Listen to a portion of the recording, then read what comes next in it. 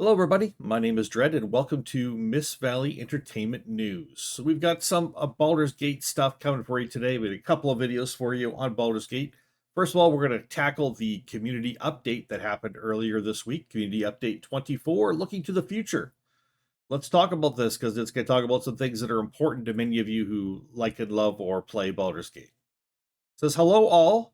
Since launching last month, a lot of tweaks and updates can already be seen in Baldur's Gate 3. Over the past few weeks, we've chased down bugs, polished up some cinematics, and we've used your feedback to help organize our thoughts and inform our plans going forward. I just gotta say, listening to people's complaints and comments and actually using that to form what your plans are going forward, if only all companies did this. And Larian may be the leaders in it.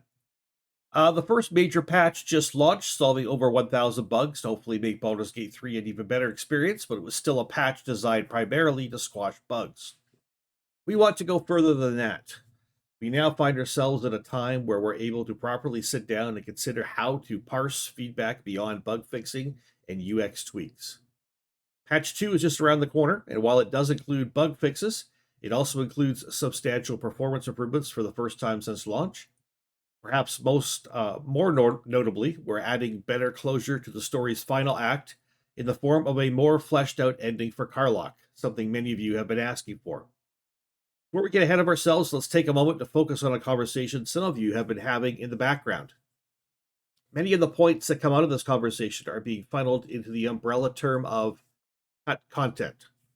So we thought it would be helpful to give you some clarity about that as we think about the future of Baldur's Gate 3. We went through many different threads and reviews with our community teams, and we think we managed to truncate the discussion about cut content and Act 3 into three topics: performance, bugs, and user experience. So not only is Larian concerned when people are talking about cut content, but rather than just give you a nice platitude about something and ignore it, they're actually going to break down and explain what everybody's talking about and how they feel about it right now.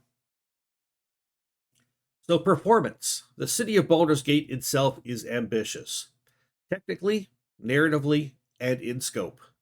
One of the biggest issues with creating games is that technology is always trying to keep up with your ambition.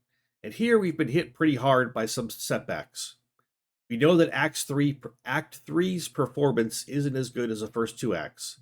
But the good news is that Patch 2 is bringing major performance improvements to the entire game, but more specifically to Act 3, where you'll feel it the most.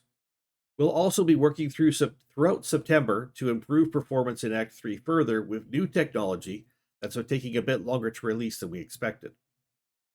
Bugs. We've seen your reports about Act 3, and we are as frustrated as you are by bugs spoiling the experience. So we're dedicated to solving these quickly, and as you notice by our hotfix and patch rollout, we're getting pretty fast. Our approach is that whenever blockers pop up, we either release a hotfix if a patch is not imminent, or include the fix as part of a patch if the patch is imminent. With patch 1, your experience should already be a lot better, with most big issues solved by at least a workaround. Patch 2 looks to further eliminate some of the more major issues, including those found in Act 3. Some things that are currently being associated with cut content are actually things like companion reactions to events in the world that didn't trigger. These are being solved. Where there seem to be loose ends, we're tying them up. And user experience. UX, okay, so user experience, that's what it stands for, covers a lot of things, from how it feels to play the game to how you feel when you're playing it. Baldur's Gate 3 is a game 3 years in early access and 6 years in the making. Any of the building blocks or ideas, tests, or however you want to refer to the junk data that falls outside of what we shipped with, can and is being data mined. That's okay, but it's important to understand that not every building block in the giant box of Lego is needed to create the experience we ultimately envisioned and intended over years of iteration. We've seen three types of complaints that are being referred to as cut content. The first references content that actually doesn't properly trigger because of a bug. For instance, some of Minthara's reactivity. We've located what's causing that and are working on it. Expect a fix for this soon. The second is about the epilogue. What's been data mined is not really cut content, but content that we didn't want to release because we didn't think it worked. We're pretty strict with ourselves and our ideas. If it isn't good, if it isn't fun to play, it doesn't make it into the game. One of the reasons why we trimmed the epilogue is because we were afraid the ending cinematics were becoming too long and would detract from the epicness of the experience. But clearly, not everyone agrees with us, so we're going to do something about it. We started expanding the epilogues, and you'll see the first results of that in patch 2 with the addition of a new optional ending with Karlach. It's fiery, poignant, and gives her the ending she deserves. The third is about the things we actually didn't plan for and those we once considered but ultimately didn't do. It was always our intention for the Upper City to be an epic cinematic epilogue, bringing the story of Baldur's Gate 3 to a close. But we didn't talk about that in advance because it would have been a major spoiler. We feel confident that there's enough content in Baldur's Gate 3 and the city itself, clocking in weeks-long playthroughs at a time. But that's not to say Baldur's Gate 3 didn't see cuts just as every game. It's just important to know that what ultimately shipped was planned long ago in function primarily of making Baldur's Gate 3 fun to play, not for us to close development quickly. We're happy that Baldur's Gate 3 has resonated with a great many of you, but we'll never take that for granted. We're committed to tying up loose ends, fixing the remaining bugs, and improving things where we see they could and should be improved. So what can you expect from us in the future?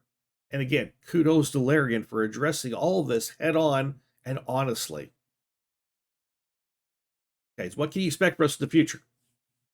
First, we'll keep on monitoring what bugs you encounter, and we'll make sure to patch them as fast as we can. Second, we'll start making improvements based on the feedback you're giving us. Baldur's Gate 3 means so much to a great deal of you, and in turn, that means the world to us. We love this game, and we're not done with it yet. We welcome your feedback, your threads, and also your words of encouragement. Wither's Wardrobe of Wayward Friends, which we hope to launch very soon, is an example of us integrating your feedback. This feature allows you to get rid of co-op party members who join your campaign, so you can continue on without them. We're also working on the ability to change your character's look once you start a campaign, but we don't have a release date for that yet.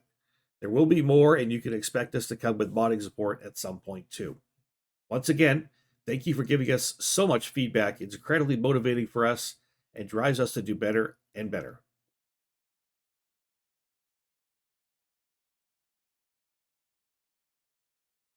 So here's this little thing. TAV Troubles, introducing Wither's Wardrobe of Wayward Friends. Get into my closet. Only a Baldur's Gate 3. I'll rate this up, by the way. Offline friends sticking around and disrupting your party. Frustration be gone. Your favorite skeletal weirdo has cooked up a solution in the form of Wither's Wardrobe of Wayward Friends. It's no anomaly. Simply place any unwanted party members in this particular piece of paranormia, and they'll be out of sight and mind until the jolly cooperation continues. Coming soon to a major patch near you. So if you're playing co-op and then you jump into co-op and one of your friends isn't there, you could stick them in the closet and replace them with somebody else until later. Excellent. So that is this. This is the community update here on Baldur's Gate. Community update 24 that was released Tuesday, August 29th. And yes, it's we're covering it 2 days late. This is August 31st today, but my channel only got created yesterday, so give me a break. Come on. From Miss Valley Entertainment News, bringing you all the great entertainment news on such things as gaming, sports, and God who knows what else. Maybe some funny stuff, some music, some movies, some television. It's all about entertainment and stuff for you. We're keeping it short. We're keeping it real. Everybody, my name is Dread. Thank you so much. See you next time. Bye-bye.